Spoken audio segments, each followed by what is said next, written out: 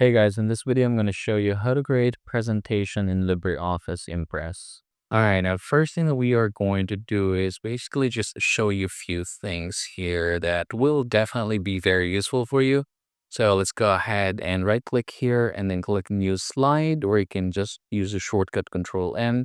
And we're going to go ahead and proceed with how to add video.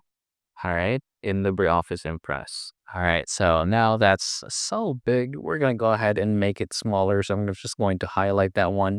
Click this decrease font right here. So it seems 28 works. I'm gonna make it bold. By the way, shortcuts majority of the other presentation materials or presentation softwares work the same way here.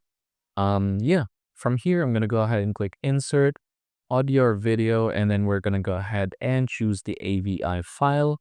Click Open, and then let's go ahead and make this smaller. Let's just go ahead and arrange this just like so. Now you can go ahead and click that one or highlight everything here and then make some changes. For example, if you want to change the font color, you can definitely do that from here. Let's go ahead and change this to, let's say, dark blue. Okay, there you go. And yeah, let's go ahead and open another. We're going to use shortcut Control M, and there's a new slide. Now we can go ahead and add a title here. Let's say how to add shapes or images in shapes in LibreOffice. Let's go back to 28, make it bold. Now we're gonna add a shape right here.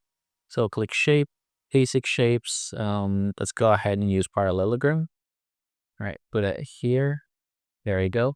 Now right click, area, and then we're gonna add some image. So we're gonna go ahead and look for image here. Click add or import. Choose this one. This is the image that I'm gonna be using. All right. Seems like it exists already.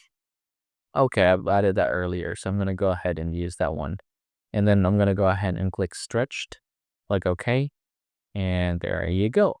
So yeah, those are some of the things that you can do. There are so many other things here.